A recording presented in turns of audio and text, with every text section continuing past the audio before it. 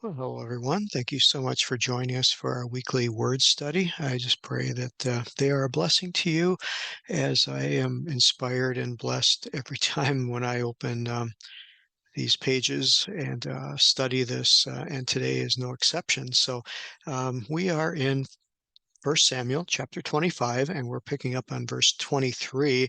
And just as a recap, remembering that David's servants have been insulted by this man named Nabal or Naval, and David's coming back with 400 men, and he's going to wipe them all out. The guy's wife, Abigail, hears about it. She whips up a whole bunch of food and is on a mission to intercept and protect her family and clan and all the workers. And so verse 23 is where they meet on the road. And so David saw Abigail, Vetere, Avigail et David, Vetamachher, Vatered, Me'al Hachmor, Betipo. So she hopped off the donkey and fell, and the words are kind of neat. Betipo leafe David. She fell before David.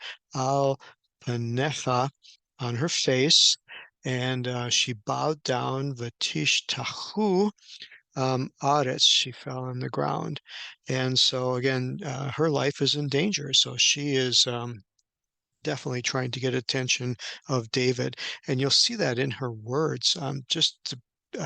What's awesome here is this is a woman whose speech and interaction is being recorded in the Bible. This is not normal. Normally, most of the discussions in the Bible are male centric, and but then when you do see a woman speaking, it really demands our attention to look at what's happening and looking at the words that she uses, because in this male dominant culture, it was very challenging for women to have any position or any prominence. And so what we see here is that the Bible is very much giving place and equality and equal time to women as it does men. And it's more of a societal shift that takes that and makes it male centric. Because if you look at the Bible, in these cases, they are very much giving honor and um, a prominence to very select women, and Abigail is one. For them to put this whole speech that we're about to read is incredible testimony to um, her deeds and her being used by God to keep David from doing a bad thing. We're going to find out. So she fell at his feet and said, "Be ani Adoni." So on me, my Lord, Adoni, Heyon Vatadaber, and using the word that she wants to speak. And this is the word davar versus the word amar. So these are words that are coming right from her heart, very deep life. Hanging in the balance type words. And so she uses the word na again, which is please. She uses the word of maid servant, taking a lower position, um, amatka, and then starts saying these words to David. And so again, here we see in verse 25 the al na, please not. Um, don't do these things. You know, she's pleading from the depth of her heart, calling him Lord, Adoni, Lord and Master. Again, taking a very humble approach here. And then we come across something else that's really interesting. It says, um, don't pay attention to her husband. She's saying, this scoundrel of a man, this man, Naval. And in previous lessons, we talked about the meaning of his name. But I want you to look at these verses here where she brings out that his name is reflective of his character. It says, for Naval, for his name is, so is he. And Naval is his name, and folly is with him. And so she's saying, you know, this guy is just folly. He's a scoundrel, just like his name implies.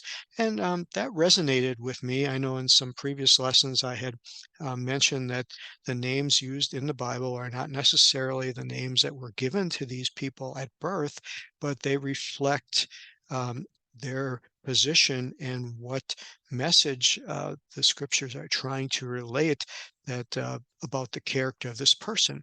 And just this week, I came across something that I'm going to share with you that uh, takes us to what is called the Midrash, which is a explanation by the Hebrew scholars of the Bible. And it goes through every book of the Bible in great detail, every verse, and talks about them.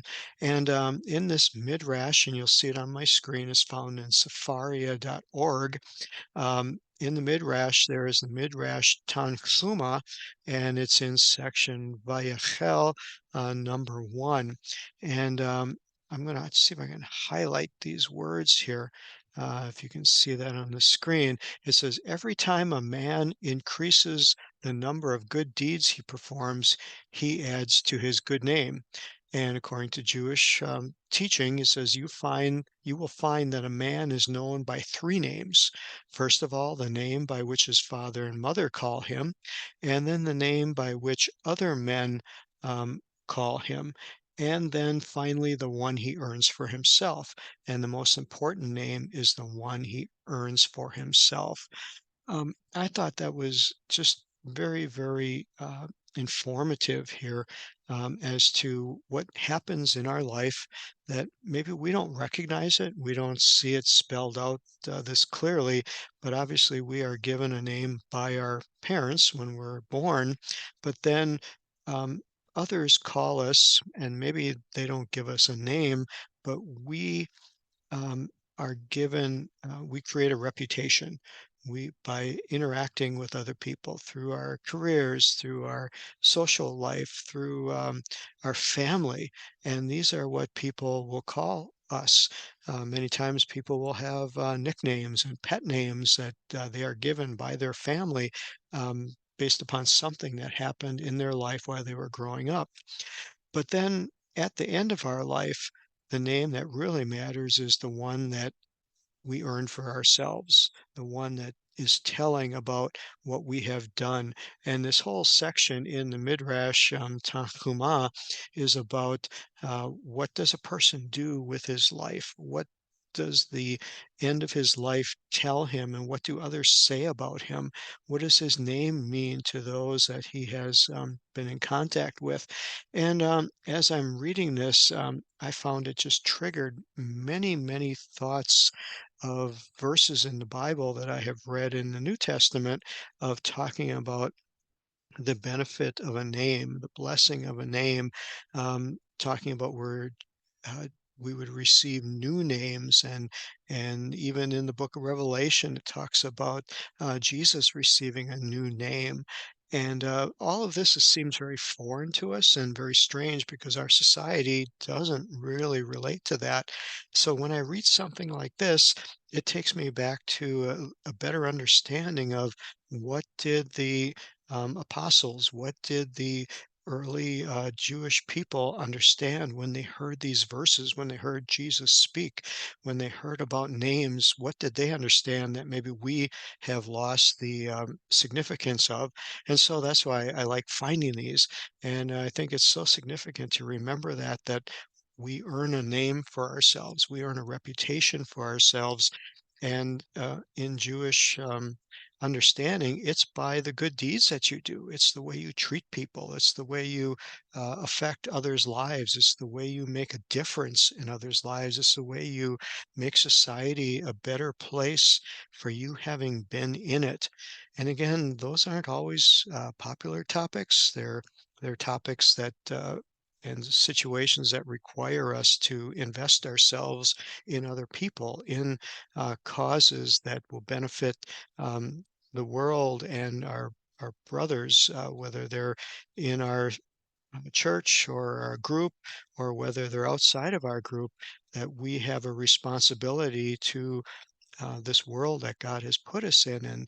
to be his hands, to be his feet, to be his voice, and all of that resonates throughout the Bible, and I believe finds its roots here by this saying that we're known by three names, and it behooves us to make the last name the one that we earn for ourselves, the one that's in connection with God's will and kingdom's purpose being lived through us so that we contribute to his kingdom's cause and we're identified as part of his family and with his name.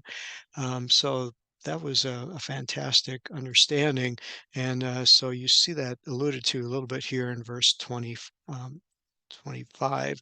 When we get to verses 26 through 31, please read those on your own and just try to grasp the poeticism, the verbosity of it, and the depth of the language. You'll find that these are beautiful and rich and very deep, trying to reach the heart of David. She knows that this isn't a for sure thing, that she has to appeal before him to save her life.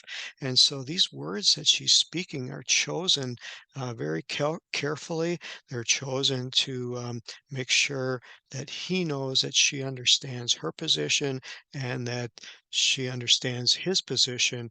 And finally, you know, his connection with the Lord, with God who is ruling and reigning in Israel, and the one who is about to set David up as king and is fighting for him. And so she just waxes very poetic and very eloquent through this. And even some of this wording, if we look in verse 29, that your life shall be bound up of my Lord in the bundle of the living with Yahweh your God, and the lives of your enemies he shall sling out from the pocket of a sling. I mean, just beautiful poetry. And, finally, in the end here, verse 30 through 31, acknowledging in her mind and understanding that God has appointed David to be a king and a ruler over Israel, and no one will be able to take that away. And again, talking about the shedding of blood without a cause. And so she's really appealing to his heart in all of this. And she ends it in the place of of subjecting herself and humbling herself. And she says, "Then remember, I, your maid servant." And then you'll see that there is a samach of punctuation at the end. I'm kind of circling it with my pointer here, which brings us to the end of this sentence.